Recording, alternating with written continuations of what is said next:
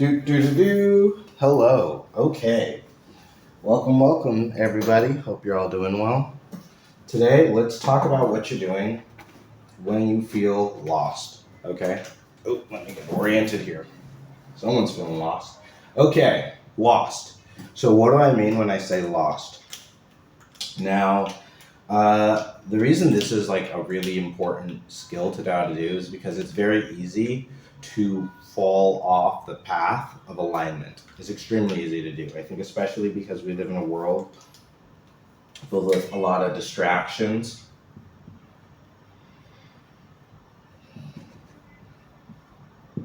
and obstacles to alignment, right? Basically the world obstacles, yeah. The world in general, like the universe as a whole obviously wants you to be aligned, right? And everything here in this life in this world is to teach you about alignment, right? But there's a lot of resistance to that because through that resistance you go stronger and you become better at finding alignment, obviously, right? And then obviously, in order to encourage alignment and to show the reality and truth of it, there's rewards for alignment. So the rewards for alignment are going to start based on our third degree model, right? So third degree, spirit, mind, body. And the rewards of the spirit are going to be positive feelings, or at least not positive feelings. We're going to feel a sense of, we're going to move closer up the scale, right? Now remember, if you guys remember this, the scale, right? Depending on where you are, the positive feelings you experience might be different than somebody else, right? So if you're way down here at the bottom in shame, if you start moving closer into alignment, you're going to feel things like anger and pride, which, overall might not necessarily be the most positive feelings, but that's what you feel when you're stuck in shame, and then you start moving closer into positive alignment. And then if you're moving higher up though, you're going to feel things like neutrality. And then if you're really, solid in alignment, you're going to feel things like joy, like peace. And the idea is once you start feeling things like joy and peace, you're in deep alignment, right? That's where most of your feelings, your thinking, and your body is sitting within that, right? But some people go through very specific periods where your spirit might be very deeply in alignment, but your mind and your body will not be. And that's where you're going to feel very, very strong disconnect. And because of that, you're going to get a lot of discord in your feelings, right? And that discord is going to pull you off, right? So if you have this path, it's very easy to follow. And the idea is that you're going to want to keep coming back, right? What does this look like? It looks like a wave, right? And that wave of alignment is how we do it. And then obviously, the faster we get at that wave and the tighter we are, the more we're able to stay in line. And so here's another representation of that, right? So if this is alignment, the idea is that when we have faster frequency, we stay on path faster and we don't get lost as much. So when you're lost, it's when you're out here and then you're just kind of like vibrating over here and you're just a mess, right? You're out of alignment. And so that's because you're lost. And the first thing you need to do is start focusing on moving emotionally up the scale. That's most everything, because everything is created and manifested inside out. And it's very easy. A lot of people say, well, do something, right? We're in a world that talks a lot about doing things, right? We're very much a doing world, right? And this is where a lot of people get distracted. Because when you do things, at most, that is going to create a temporary band-aid, right? And doing, the idea of a human doing versus being is where we get lost in distraction. Now, there's a lot of people who will just say, especially people who are it, they'll say like, oh, you just have to, fake it till you make it. You just have to do it, right? And that's oftentimes because those people, for all their good intents and purposes, are typically not very aware of what they are doing or what they are being, right? They don't really understand. A really good example of this, who I personally love his content. I think he's amazing, right? And I think he's a very, very good content creator, and like a business person, and I love him to death. But something where I think he doesn't necessarily understand the mechanics of this inner world very well is Alex Hermosi, right? I love him to death, but he very much is on this paradigm. He's very much like, you have to do, without recognizing that like so much of his doing comes from who he is inertially beginning. So he is taking care of the being part so significantly that he's so deeply unaware of that, right?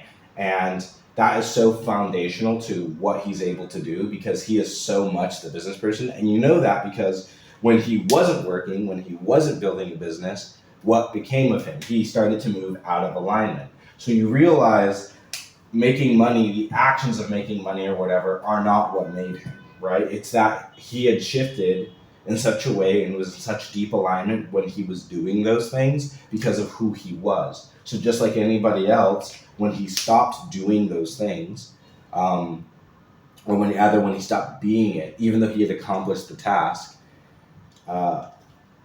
he felt out of alignment, right? Just like anybody else. And so then he started doing those things. So you realize the things Alex does, he does this because of who he is. And then because of who he is, he's elevated to such a place in society that now people listen to him and try to emulate him. But again, that is moving out of alignment, because again, you're following someone else's star, someone else versus, which is not what you need to do, versus your own. And that's the issue, is that we oftentimes look to other people to build our own sense of status, our own sense of belonging, because we want what they have, right? But when we do that, it's very easy to move out of alignment. Because if this is your destiny, what you're meant to do, your personal truth, and then you start to veer off of that because you see status over here, or you see the illusion of love, or over here, you see money, you see power. You begin to chase these things, and it's not until you start feeling deeply out of alignment that you might come back. I know that's definitely been the case for me. I think for me, a lot of times, so I have this unique problem in that I feel like I want to be rich, but I also want to feel like I have connections with substantial people and teaching. And so I always wanted to be a teacher, but then I wanted to be rich. And so for the longest time, I was like, either I have to get money or I have to teach and do what I love, right? But the reality is that the solution lied in the middle. But I only found that when I was able to come to a place where I understood what I loved and what was important to me. And then through that, you create solutions like teaching and coaching online, right? And then I started falling deeper into alignment. Now I know that. And so now I can do this thing where I'm able to teach, and I can teach very well, and I can use that gift. But it's only because I was able to move between these two poles and find my own solution, right? Which came literally just going online and just looking for ways to do it. And that's what resonated with me. And the idea is like, when you're lost, oftentimes it's because you've fallen off of track. And so the old religious word people use is this word repent. Now this is loaded, it talks a lot about sin or whatever, but in this case, to be lost is to sin. And the only sin that really matters, the only sin that is real, if I'm being honest, moving away from religion, is to move out of alignment, is to be out of alignment. It's not this big moral conundrum, because again, if you are following someone else, i.e. a church or a religion or an organization or whatever, it's fine if you're doing it because that helps you move deeper into alignment, right? So there's no absolutes. There's religion is perfect for some people because it helps them move into a deeper alignment with who they need to be. But for others, it might keep them trapped in this box and not allow them to reach out where they need to be in order to find their alignment. And so in the scriptures, even it says like narrow is the way. And that's because the narrowness of the way, when you talked about Jesus, what he was representing in that was he was the one, the truth, and the life. And what he was representing as the path to God was essentially like our alignment and our identity with God, because that's what we are, right? We're children of God. And then as children of God, we are creators, right? We are creators, fundamentally, first and foremost. And so because we are creators, there is a I saw something I didn't want to see in my apartment. It's a bug, and it's gonna die when we're done talking. But anyway, so yes, all of God's creations, even though some I would prefer not in my house. But we see here that like ultimately creation is based entirely upon our capacity to stay within alignment to our true identity, right? And so sin is when we fall out of that. And so the biggest thing of being lost is oftentimes because we're following someone else's star. And so there's a pretty simple 7-step process to fall in the deeper alignment, and I'm just going to go over that with you guys right now. Or actually, no, let's stay with the 3rd degree model, because there is the 7-step process, which is a bit simpler, which I can go over. But really, if you just want to do 3 steps, the biggest thing is find your feeling alignment first. Find out where you are, and then as a feeling, direct your mind, direct your thoughts as a creator towards thoughts that will move you up the ladder, right? So if you're feeling a certain way, that's a feedback of your thought and your body telling you, hey, this is where you're at, this is what's happening in your reality. And remember, this is what you're sowing, this is what you place into the ground, right? Because what you create spiritually manifests in the physical world, because this is the arc of creation, right? 80% of creation happens in the spirit, 18% happens in the mind, and the last 2% happens in the physical body or this temporal space, right? So all of this is being. And in order to influence your being, you need to move and create within this order. So the biggest thing is seeing, where am I at in terms of my feelings? How do I direct my thoughts? And what is my thinking? And then what actions, what inspired capacities do I need to take? And it is in this order, right? And if you just start doing things, you got to be be mindful. Now, sometimes you just need to do the feeling, whatever you're in. So, for instance, if you're feeling fear and you're like, I want to feel brave, then what happens is, because now you think and hold on to the idea of courage, you have the thought of wanting to feel courageous, then you do a courageous act, and then that will move you up the scale, right? And then after doing that, it'll begin to feedback, and then you say, okay, now that I feel courageous, I want to feel willing. And then from moving willing, you get that feeling of willingness, you make a thought of willingness, of I'm willing to do something, I'm willing to expand, right?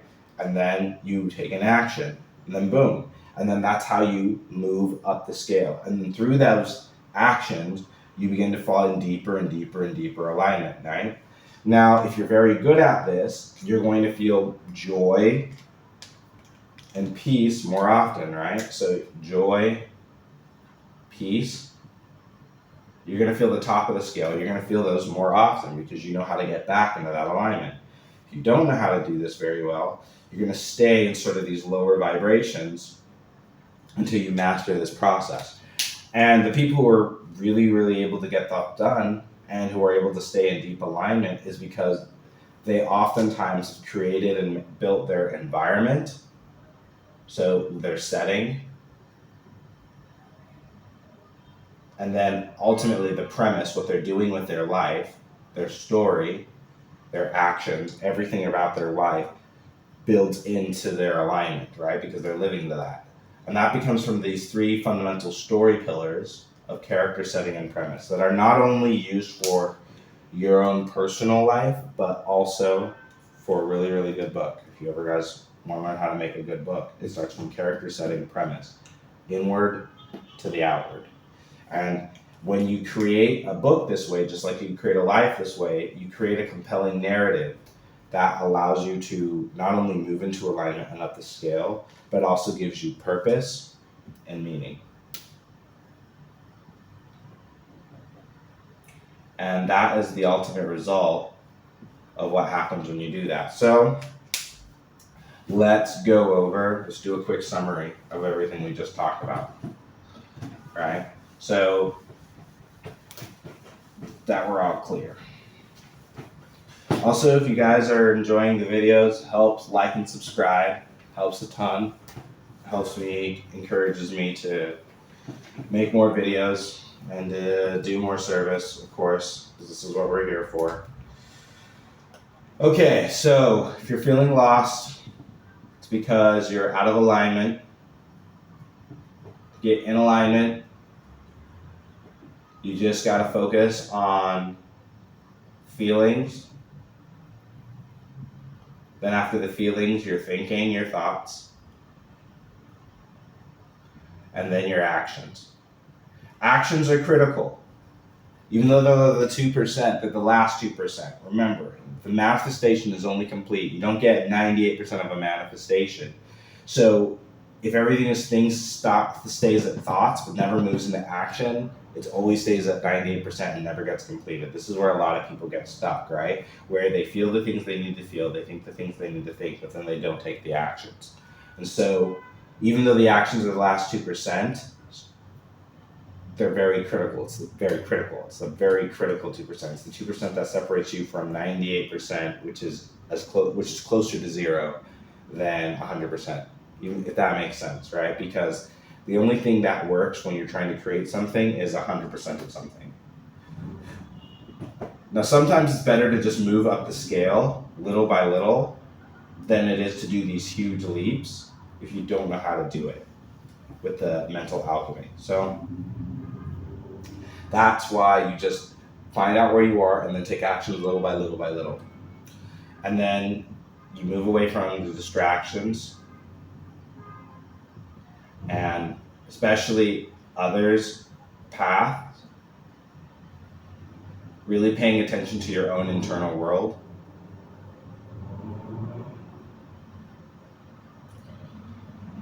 And the biggest thing is figure out where you are.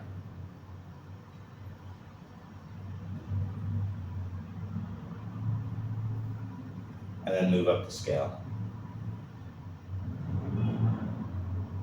And that's it. The secret is just that. Just move up the scale and take feelings, take actions, doesn't matter. There's no failure in this. All you have to do is feelings, thoughts, and act. And if you keep doing that cycle over and over, and the more quickly you can go through this cycle, that is literally frequency, right? So if you feel a singular thing, stay stuck in that feeling, have a same thought train, and then that thought train leads to one action in a day, then that's your frequency. But if you can do this same thought exercise, and you can do that, several times a second,